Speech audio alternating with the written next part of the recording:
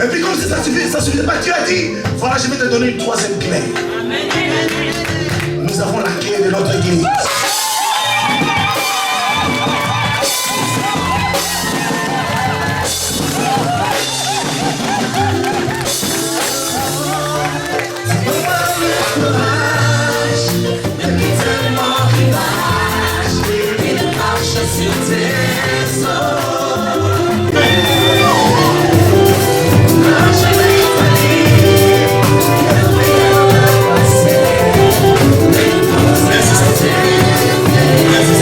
Et puis comme si ça suffisait pas, Dieu a dit, voilà, je vais te donner une troisième clé. Nous avons la clé de notre église.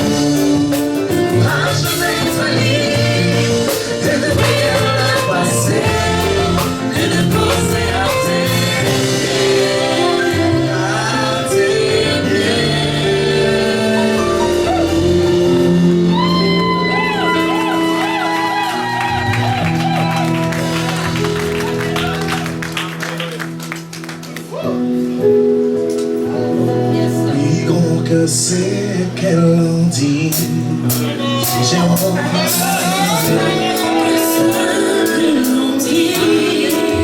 hier Dieu me disait, admets ce que Dieu te dit. Je ne sais pas le combat qui m'attend ici, mais je suis ce que les Anglais disent, un survivor, un survivant.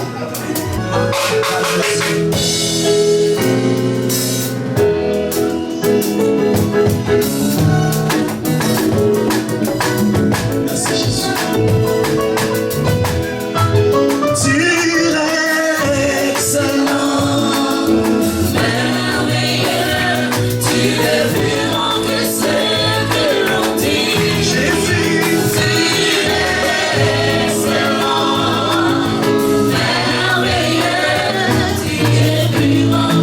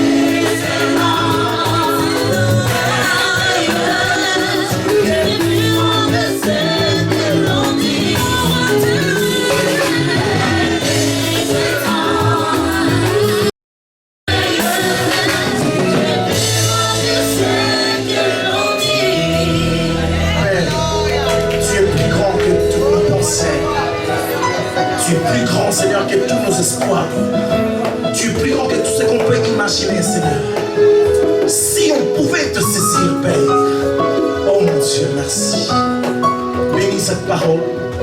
Bénis cette église. Waouh. Bénis cette église. Merci pour la voie royale que tu as tracée pour cette église. Merci, Père, parce que tu les as dévancés, notre Dieu. Tu es en train de dire à cette église, Dieu dit à la communauté, il est en train de vous chercher un lieu. Un lieu. Il vous cherche un lieu. Un lieu à vous. Gloire au Seigneur. Amen. On peut s'asseoir. Gloire au Seigneur. Amen.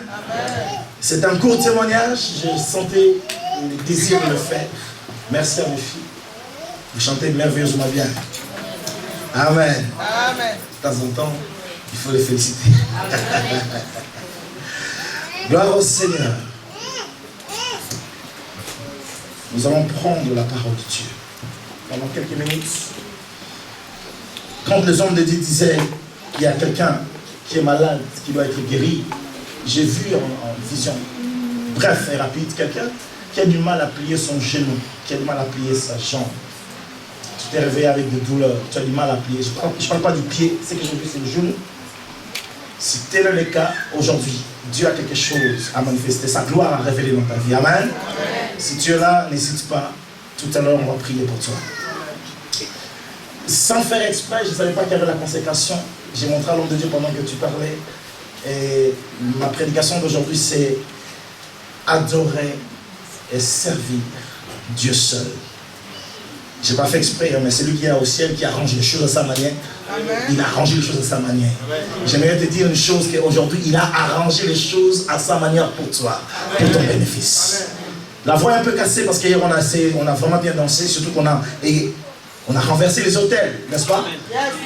On a renversé les autels. Bien aimé, c'est très sérieux.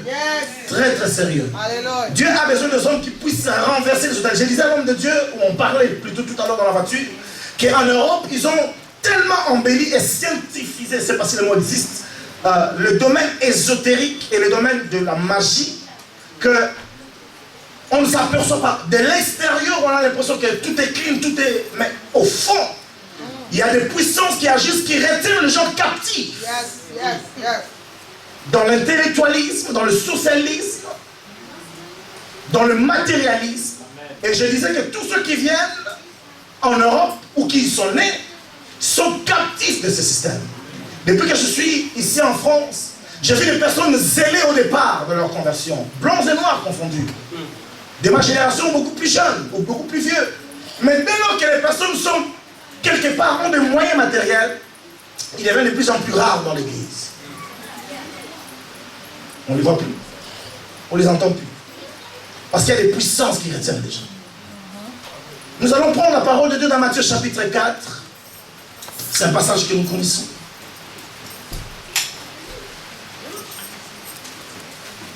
Matthieu chapitre 4. Vous savez, on m'appelle vieux par votre prophète. Alors j'ai dit cette fois-ci, je ne vais pas mettre le truc noir là dans les cheveux. Parce qu'il faut quand même qu'on voit vraiment que je suis vieux. Et j'ai eu raison parce que j'ai failli avoir le même... Parce que je connais mon frère. Il m'aurait dit, viens, tu as mis les... Alors, ok, alléluia. Oh, gloire à Dieu. Matthieu chapitre 4. Nous lisons la parole de Dieu à partir du 8e verset au 11e. Merci, frère David Seigneur. L'Écriture déclare ceci. Le diable le transporta encore sur une montagne très élevée et lui montra tous les royaumes du monde de leur gloire. Le royaume en grec c'est cosmos. Le même mot d'ailleurs qu'il va donner plus tard, cosmétique. Mais nous revenons simplement sur les Écritures. Il lui montra tout le royaume. En fait, quand on parle de royaume, on parle de cosmos, on parle de la beauté, de la gloire. Toute leur gloire, tout leur attrait. Et qu'est-ce que le diable va dire? Je te donnerai toutes ces choses si tu te prosternes et m'adores.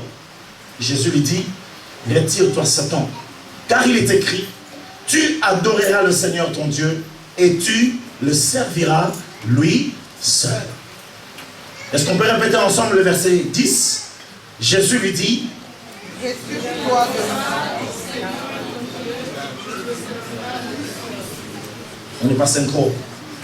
1, 2, 3, on y va. Jésus lui dit, retire-toi Satan, car il est écrit, tu adoreras le Seigneur ton Dieu et tu le serviras lui seul. Et la Bible dit au verset 11, alors le diable le laissa et voici des anges vinrent auprès de Jésus et le servirent. Ma prière quand j'ai lu ce texte, j'ai dit Seigneur aujourd'hui, il faut que tu libères le ministère des anges dans l'église.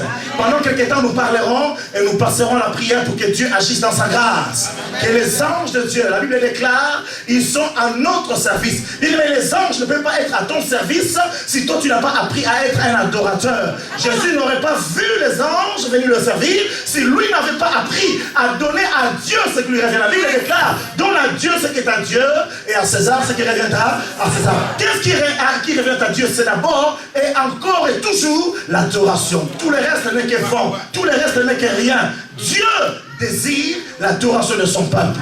Bien aimé, l'adoration, c'est reconnaître Dieu comme étant Dieu. Quand quelqu'un reconnaît Dieu comme étant Dieu, c'est déjà la première chose, le premier acte de l'adoration. J'ai aimé un homme qui s'appelle, je crois, Alain Moloto, qui va dire, mon silence t'adore. Je n'ai pas besoin de quelques mots, je n'ai pas besoin de parler, mais dans mon silence, je peux adorer le Seigneur. Tout comme quand je fais du bruit en croyant que j'adore Dieu, mais c'est du vent.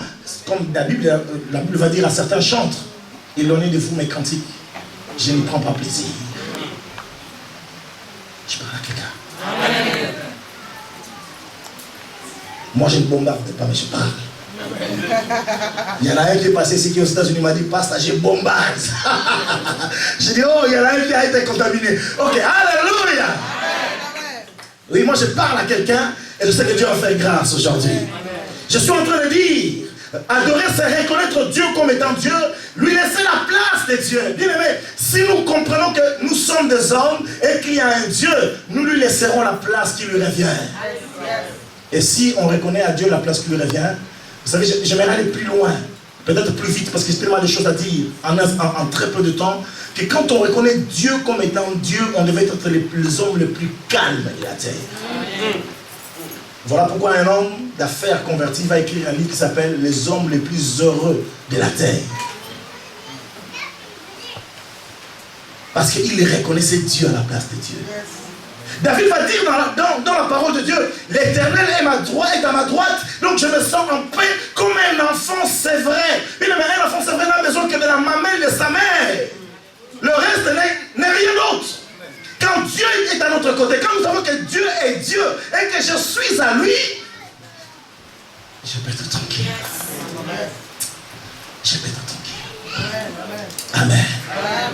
Béni soit le Seigneur. Amen. Tu adoreras le Seigneur ton Dieu et tu le serviras le seul. Tu ne peux pas servir Dieu. Vous qui venez d'être consacrés comme étant diacre, vous qui venez d'être consacrés comme notre soeur au service de l'évangélisation, c'est bien ça ma soeur.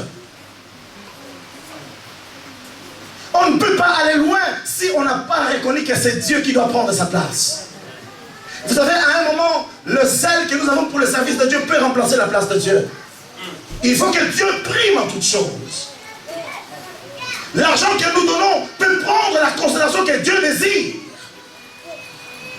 Il faut d'abord que je mette Dieu à la place de Dieu et quand je donnerai mon geste, il ne sera pas calculé. Alléluia. Quand je mets Dieu à la place de Dieu, quand je ferai le service, je ne veux pas calculer. Lorsque l'homme de Dieu vous dira à 3h30 du matin, j'ai besoin de vous. Je parle à quelqu'un. Écoutez, bien-aimés dans le Seigneur, les hommes de Dieu peuvent être des fous. Béni soit Dieu parce qu'on n'est pas à l'époque de David. Vous imaginez un homme qui s'appelle David va dire, j'ai soif. Aujourd'hui, ça ne sera pas écrit simplement dans les journaux, à la télévision nationale, même si CNN va se déplacer. L'histoire que David a fait, en plein combat entre deux camps ennemis, il va dire, j'ai soif. Il a soif. De l'eau en Israël, ça existe. Mais qu'est-ce que David va dire? J'ai soif, mais j'ai juste besoin d'une eau qui se trouve dans le camp des Philistins. Hey! Tu ne peux pas servir Dieu si tu ne reconnais pas qu'il est d'abord Dieu. Si c'était nous, en fait, c'est comme... c'est comme les désirs d'une femme enceinte. Elle n'a jamais aimé le citron, mais depuis qu'elle est enceinte, elle fait du citron. Et ce jour-là, manque de chance, il n'y a pas de citron. À 3h30 du matin, il dit, papa, j'ai besoin du citron. Ce jour-là, David va dire, j'ai soif de l'eau, mais de l'eau qui se trouve entre les camps, qui dont la source se trouve chez les Philistins. Donc si tu traverses ce champ-là, tu es sûr de ne pas y revenir. Tu ne peux pas servir Dieu si tu ne comprends pas que d'abord Dieu m'a fait après. Je mets Dieu à la place de Dieu. Et quand je parle de Dieu, je parle de cet homme que Dieu a placé en ces lieux. Je ne lève pas un homme, mais je suis en train de lever Dieu qui a choisi cet homme. Je ne lève pas un homme, mais je lève c'est Dieu qui a fait cet homme à son image. Je ne lève pas un homme, mais je lève c'est Dieu qui lui a donné un appel particulier. Cet homme peut vous dire, maman, j'ai besoin de vous à 2h45. Le papa qui est... Je sais pas, je parle d'autre chose. Mais en tout cas, il faut qu'on soit capable de dire, ok, puisque je suis un adorateur, même à 2h45, je vais y aller. Je ne donne pas de prétexte. Tu adoreras le Seigneur ton Dieu et tu le serviras lui seul. Adore d'abord ton Dieu.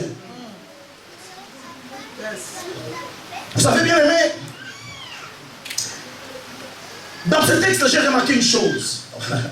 J'ai remarqué une chose, c'est que le diable va dire, si tu te prosternes et m'adores.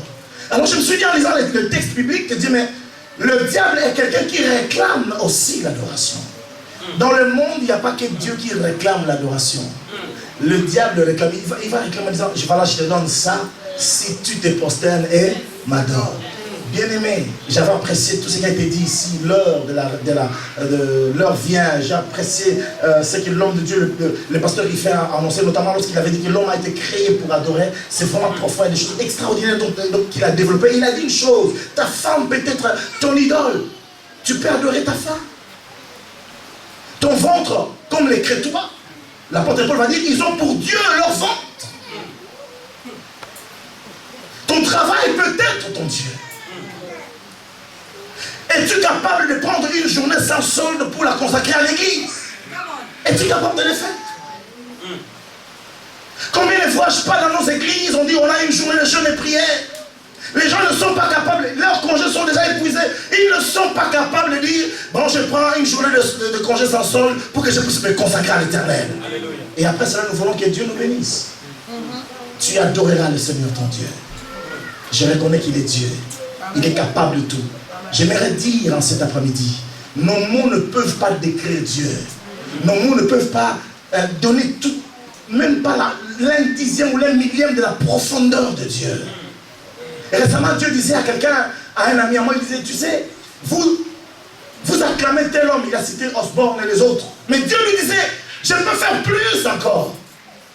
Vous savez, il y a des hommes qui ont fait des miracles, mais Dieu peut faire au-delà, parce que Dieu, il n'y a que nous qui pouvons le limiter. Si nous connaissons ce Dieu, et nous laissons la place, il prendra, il fera de merveilles sans nombre. Amen. Vous êtes avec moi? Amen. Dans Hébreux chapitre 1, verset 6.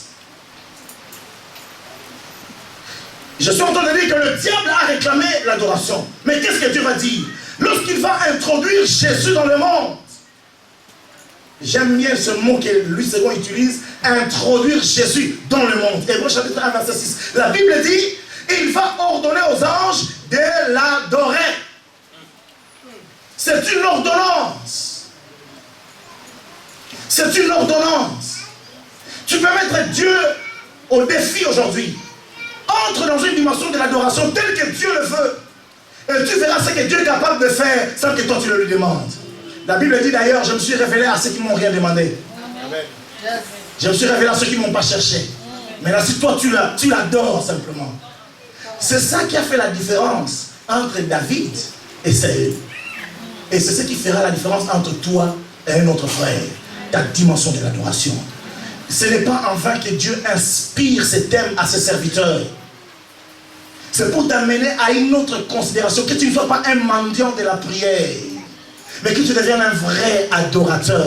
Dieu ne cherche pas des gens qui prient, tout simplement, mais Dieu cherche d'abord des adorateurs. Est-ce qu'on peut dire un grand amen? Lorsqu'il introduit Jésus dans le monde, la Bible dit, c'est lui le premier que tous les anges de Dieu l'adorent. Ce qui veut dire que le diable d'un côté réclame l'adoration et Jésus de l'autre côté réclame l'adoration. Toi, tu adores qui? Quelle est la personne qui est le but de ton adoration? Alors, bien aimé, comprenons une chose.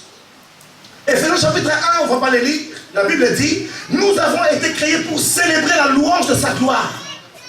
Ton but ici, comme avait dit l'homme de Dieu, je ne sais pas qui encore entre les différents prédicateurs, ton but, c'est de l'adorer. Même quand tu marches, c'est de l'adorer Dieu. Quand tu manges, c'est de l'adorer. Quand tu travailles, c'est l'adorer. Si nous comprenons ces choses, bien aimés, même si ton travail est pénible, tu le feras avec joie. Je parle à quelqu'un? Vos amens sont un peu timides aujourd'hui. Merci. Vous remarquerez, ça c'est les historiens européens qui le disent. Dans les pays catholiques, ils ont eu un problème de travail. C'est-à-dire que les ouvriers réclament beaucoup. Dans le pays protestant, je ne parle pas de cette époque, parce que maintenant tout est uniformisé, mais à l'époque, lorsqu'il y a eu le protestantisme qui est mis en place, les historiens disent, dans le pays protestant, le travail était valorisé.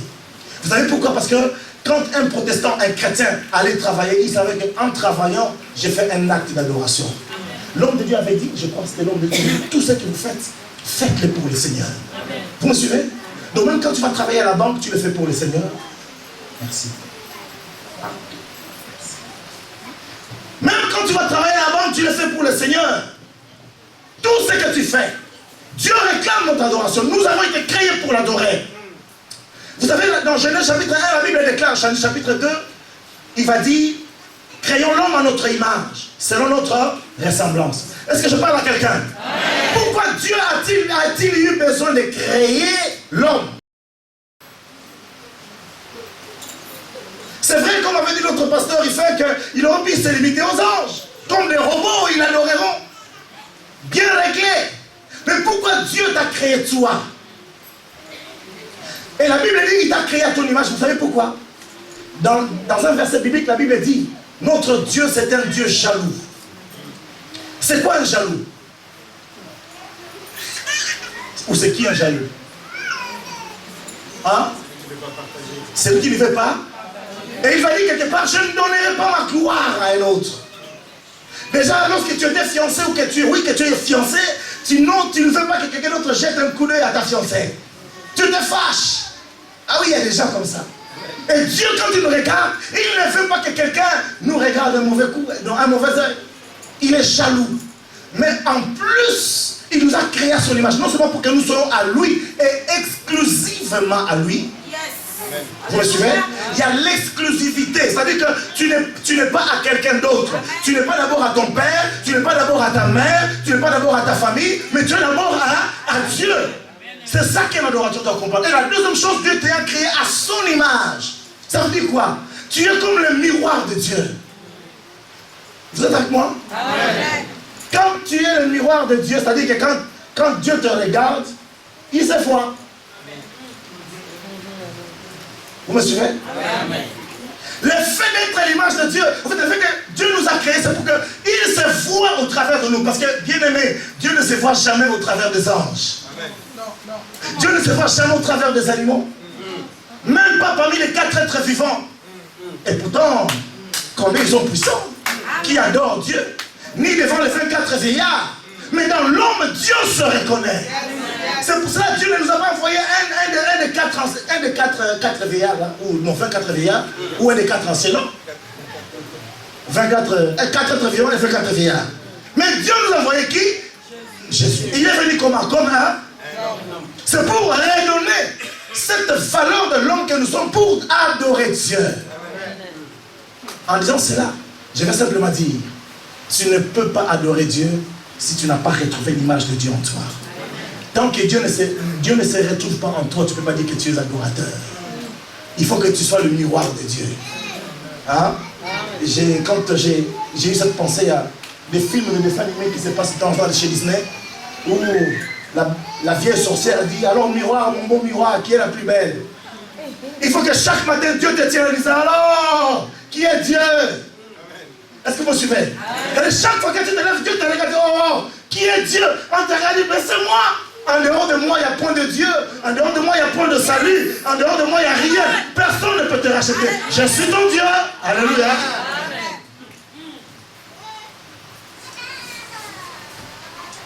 Voilà pourquoi Dieu t'a créé. Tu dois revenir. Alors pour aller plus loin, j'aimerais qu'on lise Exode chapitre 25, verset 40. Comment atteindre cette dimension de l'adorateur? Comment atteindre cette dimension de l'adorateur? Exode 25, verset 40. La Bible dit dans ce passage, Dieu va dire à Moïse, tu feras tout d'après le modèle qui t'est montré sur la montagne. Il était question du tabernacle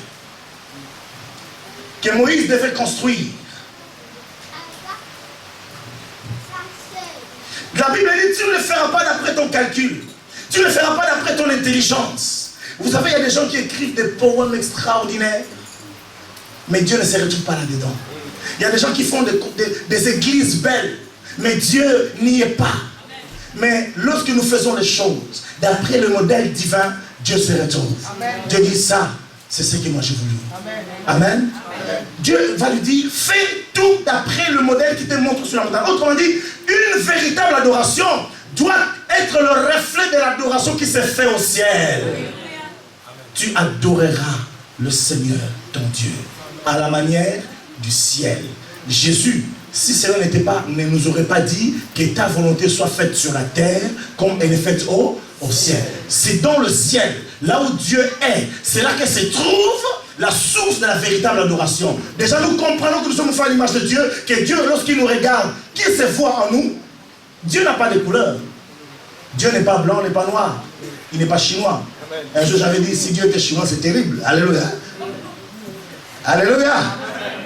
J'ai dit ça en rigolant, hein? Alléluia. Mais s'il était congolais aussi, c'est grave. Il serait toujours en retard pour répondre à nos prières. Alléluia.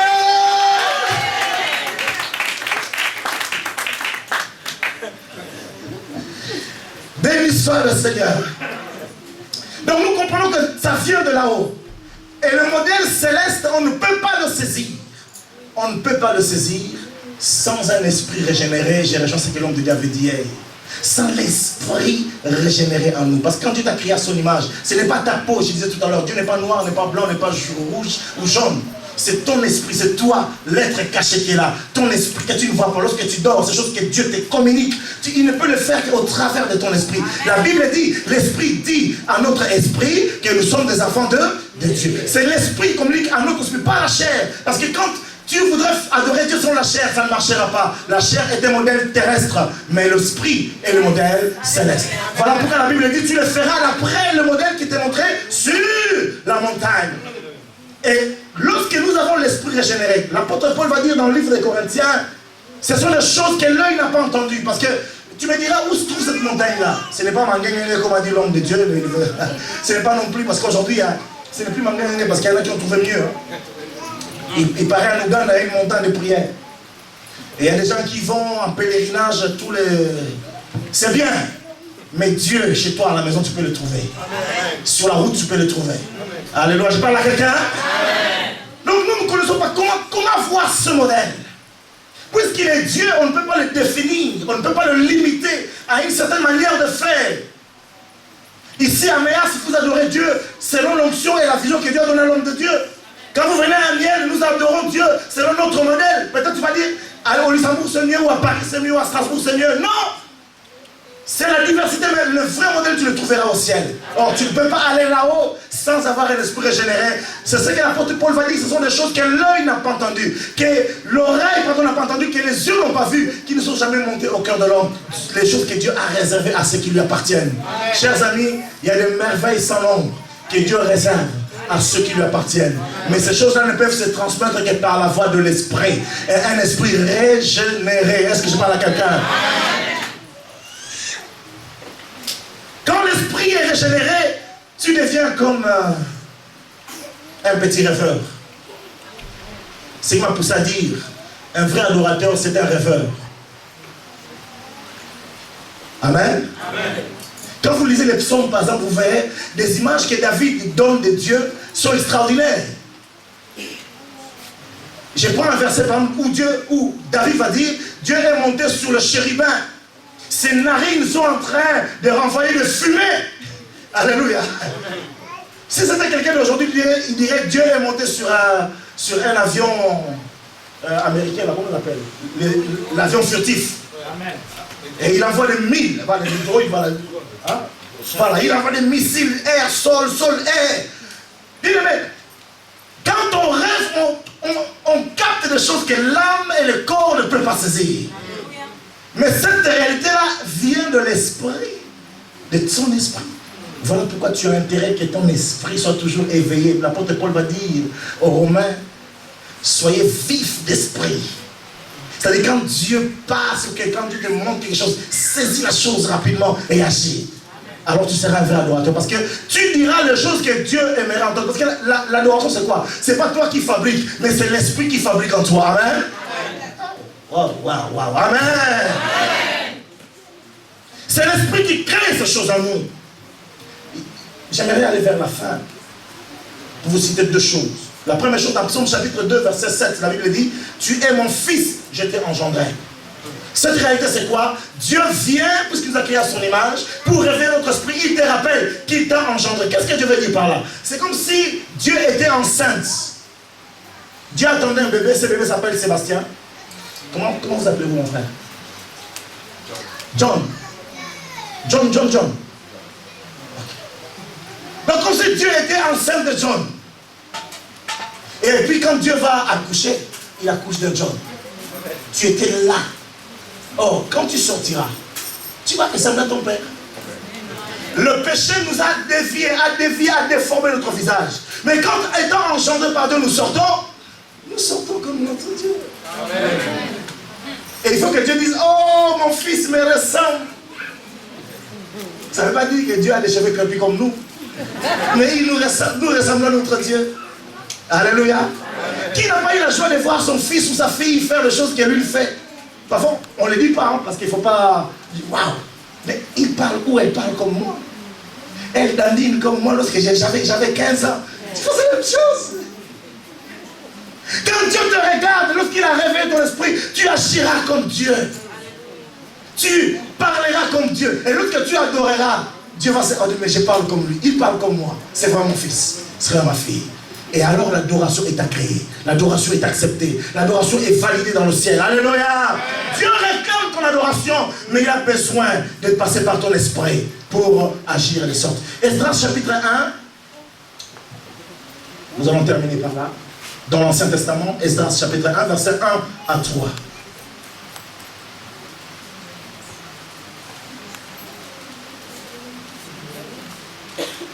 Esdras chapitre 1er. J'attendais notre frère.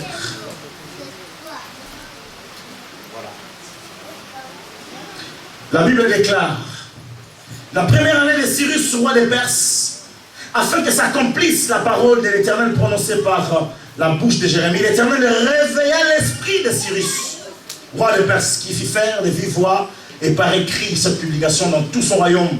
Ainsi parle Cyrus, roi des Perses, l'Éternel, le Dieu des cieux, m'a donné tout le royaume de la terre et il m'a commandé de lui bâtir une maison à Jérusalem en Juda. Qui d'entre vous est de son peuple? Que son Dieu soit avec lui et qu'il monte à Jérusalem en Juda et bâtisse la maison de l'Éternel, le Dieu d'Israël. C'est le Dieu qui est à Jérusalem. Amen. Qu'est-ce qu'il veut dire par la Bible? Mais cet homme n'était pas un chrétien, cet homme, un croyant, pardon, ni juif.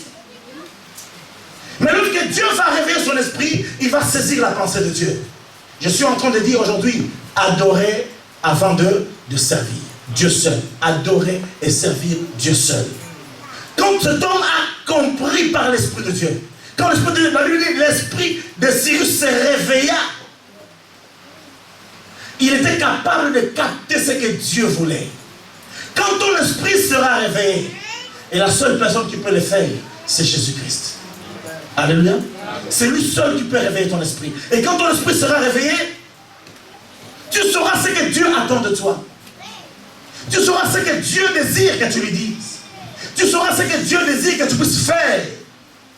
Et alors il n'y aura plus de retenue. Il n'y aura plus de paroles balbutiantes, des paroles douteuses. Mais tu feras des choses selon le modèle que Dieu veut que tu fasses. Amen. Amen. Christ va dire, tu adoreras le Seigneur ton Dieu. Mais tu ne peux pas l'adorer si tu n'as pas compris que l'image de Dieu doit être restée en toi.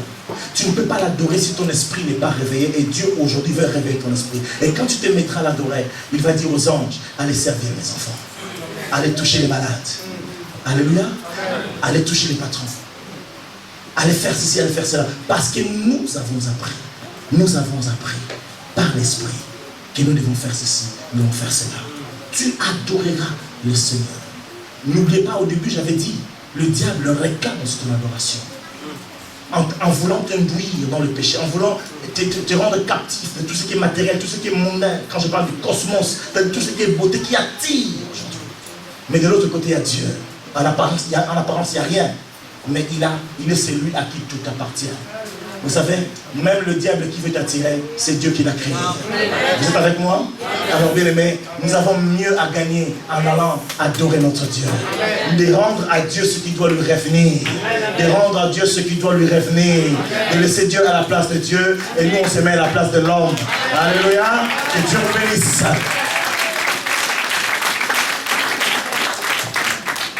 Gloire au Seigneur. Terminé. Nous allons nous mettre debout dans la prière. Oh, merci Jésus. Hallelujah.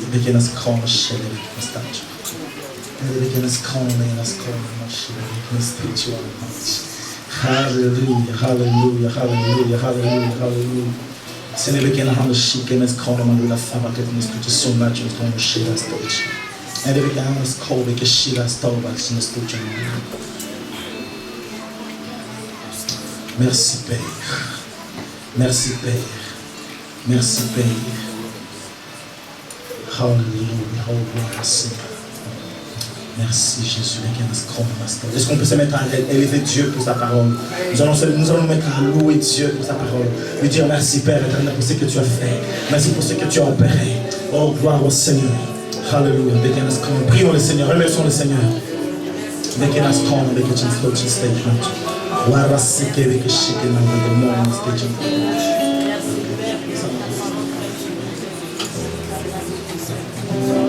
Merci Jésus. Merci Jésus.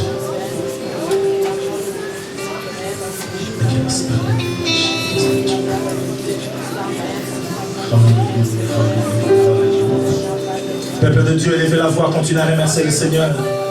Continuez à remercier le Seigneur. Alléluia. C'est le bec là, on est que tu sais ma work et qu'on a pas de fire with the stage now. Elles sont levées, nous voulons s'élever. T'adorer, te célébrer, tu es le Père